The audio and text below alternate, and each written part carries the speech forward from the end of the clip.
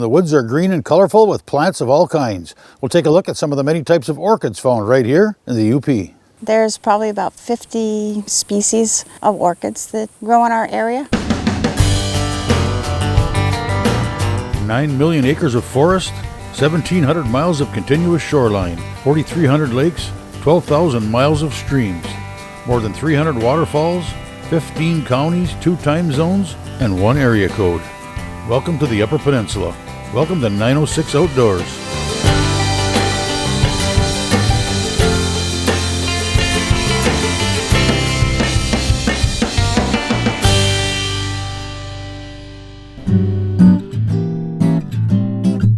The Upper Peninsula is home to a wide variety of native wildflowers, grasses, shrubs, and trees that have adapted to our climate and weather. Some are hardy enough to survive harsh winters and dry summers.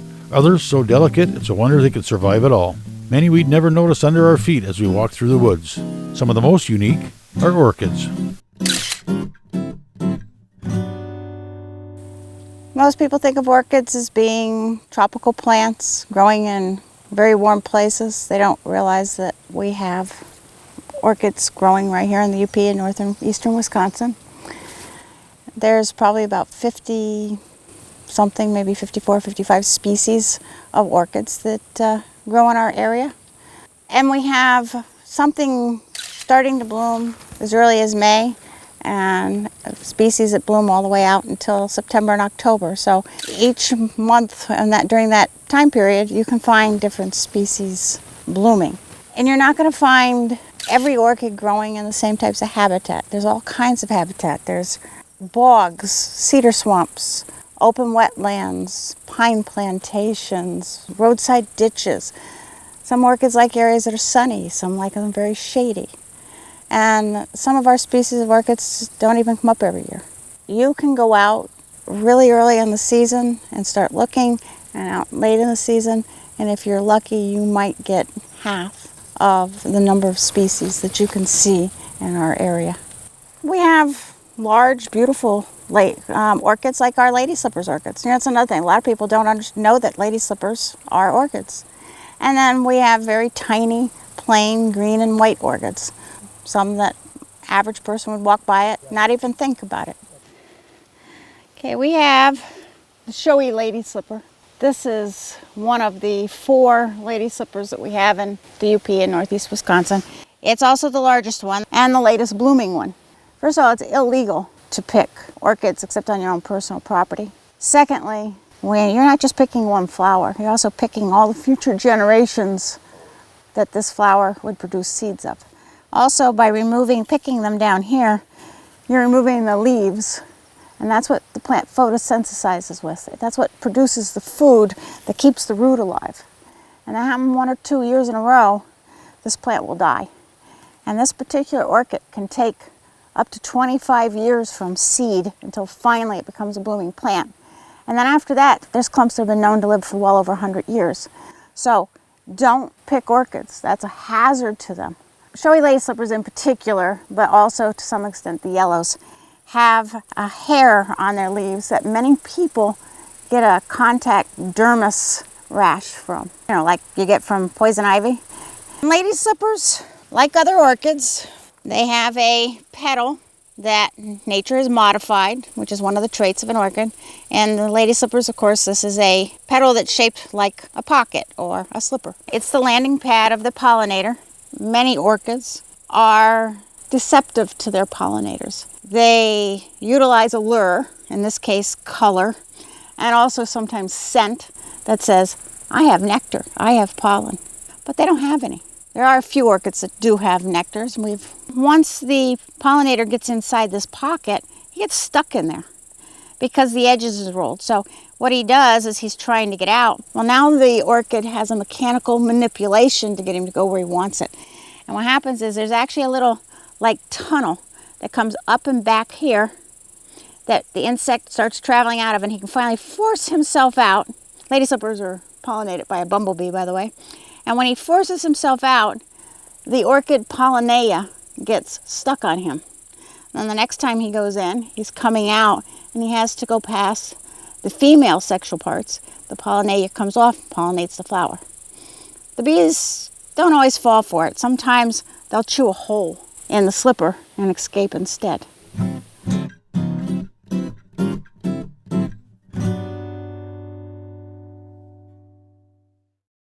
Today's show is brought to you in part by Rapid River Knife Works, home of Michigan's largest custom knife factory showroom.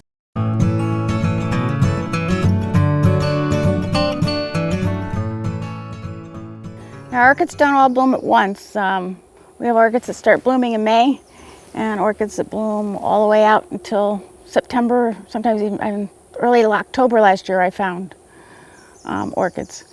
And of course, you're not going to find all orchids in one place. You're going to have to, there's a big variety of habitats that you have to go to. So orchid people tend to go off to place. Today this is a cedar swamp and a boggy area is over there, pine plantations, roadside ditches, next to rivers, just a lot of locations that you can find orchids, but you're not going to find all of our species of orchids in one location because their habitat's so different. This is a yellow lady slipper. If we have cool nights, cool days, they're gonna last longer.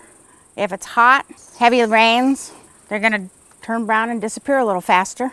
And this yellow lady slipper, here we are, end of June, and it's blooming beautifully.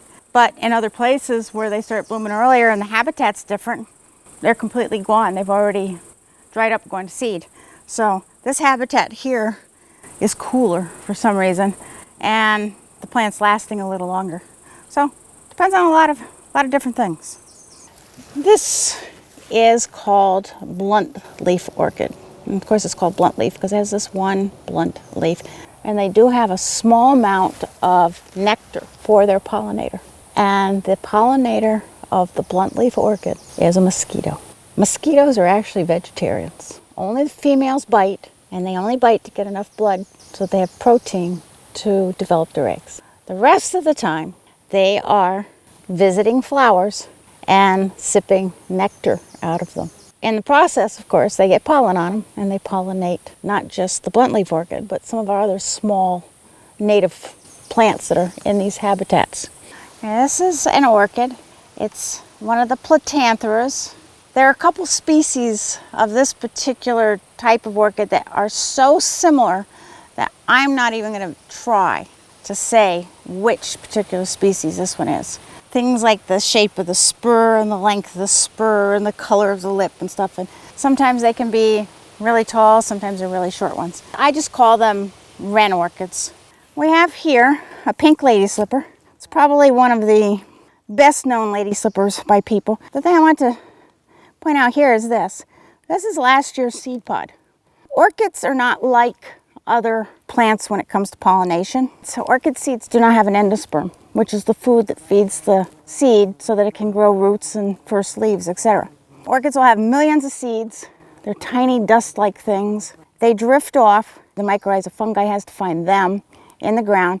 The mycorrhizal fungi will penetrate that seed and then provide it with the nutrients it needs until it has roots and leaves and is able to sprout. Without that symbiotic relationship between the orchid and the fungi, the orchid will never germinate. So orchids have not only poor pollination rates, but they also have poor germination rates. And then even once they're germinated, it could take 10, 15, even up to 25 years for the first time for them to bloom. That's why it's so important that you do not collect orchids from the wild. They very rarely survive transplant because you've severed their relationship with their fungi. It's best to leave them in nature's garden. We've moved into a very different habitat now. We're not in a wet cedar swamp. We're not down in a wetland.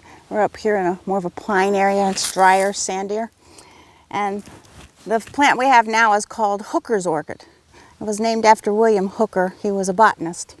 Hooker's orchid belongs to the Platanthera family. Probably the most abundant species of orchids that we have in the UP in northern Wisconsin. They range from fairly plain like this one. This is another green orchid, to a couple of fringed orchids that are very pretty. They don't bloom until later though. And they have very large, flat leaves. Platantheras have a spur. And the spur actually does have a little bit of nectar in it. Generally, their pollinator is something like a moth or a butterfly, something that's got long mouth parts, a proboscis, so that they can actually reach down into this spur to get the nectar. But in doing so, they're landing on the lip, the landing pad for the pollinator, having to insert that in, and in the process, they get that pollinea, the little packets of pollen, stuck to them. And then, of course, they'll go to another flower, and the pollinea will come off and end up pollinating the plant. Orchids don't have pollen that's real powdery like other plants. Their pollen's packed in little packets called pollinea, and what happens is when the pollinator touches it, it sticks to them. And this is really firmly stuck to my thumb. And many times you'll see bees, ants, other bugs with these little yellow things hanging off of them, and they're little packets of pollinea.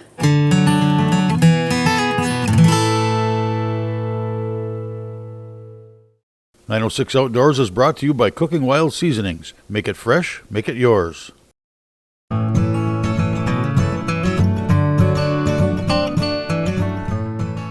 lot of our orchids like the deep shade. One very small northern orchid called Calypso, which likes very undisturbed, shady areas. It doesn't like it when things get opened up in sunlight. It would never survive out here. But then there's another orchid called a grass pink.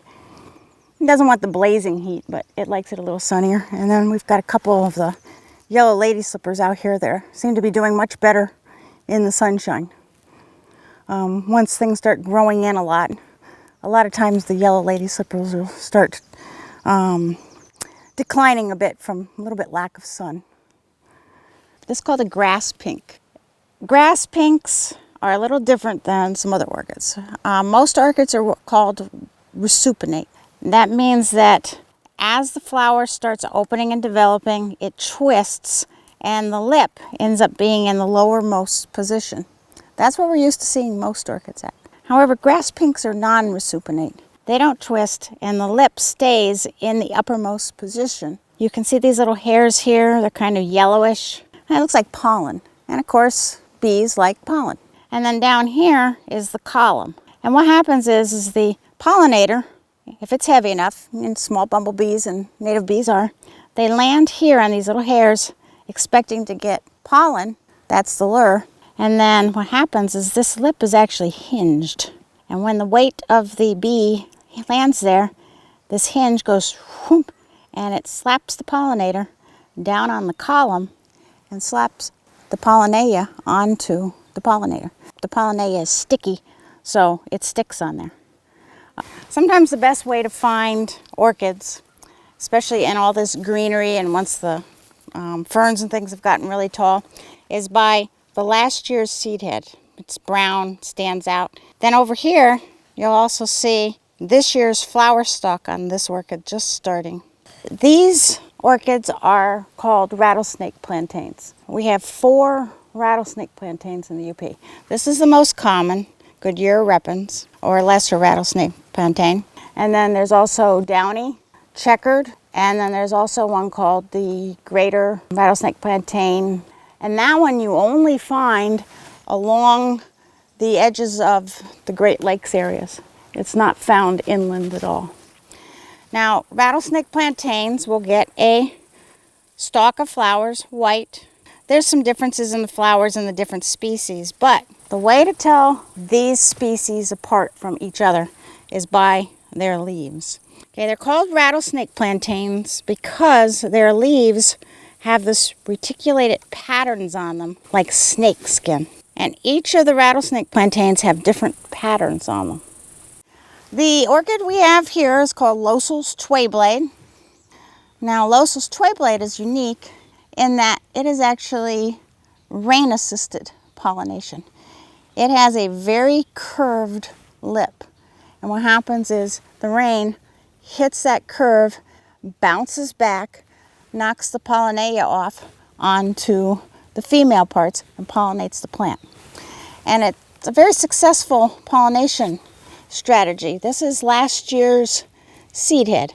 Actually, this is one of the best ways to find Loesel's Twayblade before all these sedges and grasses and other plants grow up, because being a green orchid, There's dozens of plants here, but they're difficult to see in this green. But this little brown seed head from last year, before all this grows up, you can see it. And it persists over the winter. And so that's one of the easiest ways to find locals and then come back later when it's starting to bloom. The scientific name for this is Liparis locilii. It was named for a guy whose last name was Losel. He was a botanist. And Liparius means greasy. And these leaves tend to be, they're not really greasy, but they tend to be shiny, especially when you've got the sunlight hitting on it, which makes them look greasy. Most people think of orchids as being big, showy, beautiful, fancy plants. The majority of the northern orchids are actually very small and unassuming orchids. They're not big, showy, pretty ones like our lady slippers are. This is one of our smaller, harder to find because it blends in with its environment here. These are called heartleaf twayblade. And heartleaf because they have these two little heart-shaped leaves down here. And then this little cluster of flowers up here. And these flowers, the ovaries are already swelling. So these have probably been pollinated. The flower, very pretty little forked lip on it, pollinated by a gnat. Sometimes they'll grow in clumps of dozens upon dozens of plants, and it's still almost impossible to see them. A lot of our small orchids are totally overlooked because they are so tiny and they blend in so well with their environment.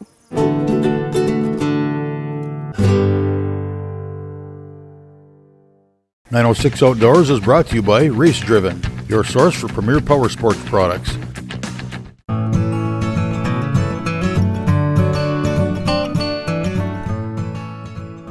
This is a coral root orchid. It's past flowering. It's going to seed here. You'll notice there's absolutely no leaves anywhere. Coral roots do not photosynthesize. They depend on their mycorrhizal fungi partner to provide them with nutrients for their entire lives. As a matter of fact, some years you'll go through the woods and there will be lots of coral roots in bloom. And the same woods the next year, you'll be lucky if you find one plant. They only seem to come up when they seem to need to flower and seed.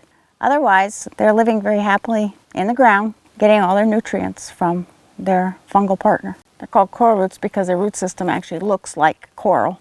And we have 4 species of coral roots in the UP. This is the first one that blooms. It's called early coral root. It has a little white flower on it, sometimes little tiny dots of pink on them.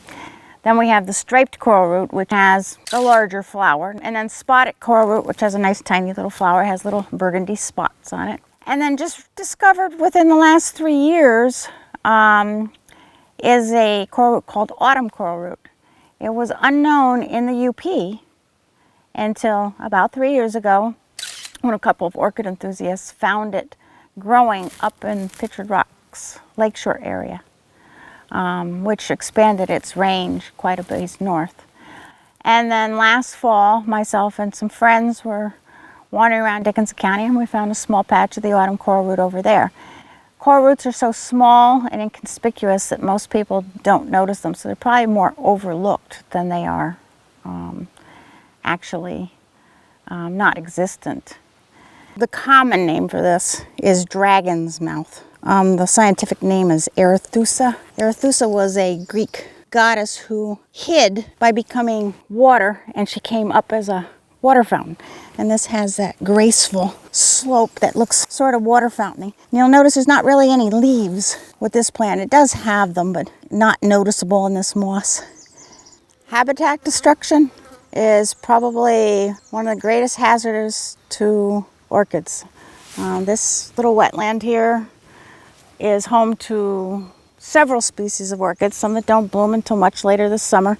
And there's also a plant here from Michigan's threatened species list that grows, and some very unique sedges and other wetland plants. And when they do this, it is destroying habitat for things like orchids, ground nesting birds, etc. Also, this particular piece of property we're on is a non-motorized area. They don't belong here at all. They need to make sure they obey the rules because these are very important habitats for numerous species of plants and animals. And this kind of destruction takes years to heal. And since orchids can take anywhere from 10 to 25 years to go from seed to a mature plant. Some of those plants may not ever get to grow back if this destruction keeps on and on and on. They'll be gone. They're totally gone. And this is the kind of thing that is endangering orchids and some other plants more than anything else. When you're going to go orchid hunting, a couple things you should consider. First of all, a couple good ID books. This is a basic ID book for plants. There's a nice orchid book, Orchids of the Great Lakes region. And then a really nice little one, Orchids of the Northwoods. You don't want a book that's going to have orchids from Florida. Let's face it, we're not in Florida. We're talking about our orchids here in the UP and northeast Wisconsin. This minute brought to you by 906 Outdoors and our sponsors, who thought instead of more commercials, it might be nice to just take a minute and appreciate nature. Put down the remote and just relax for a minute.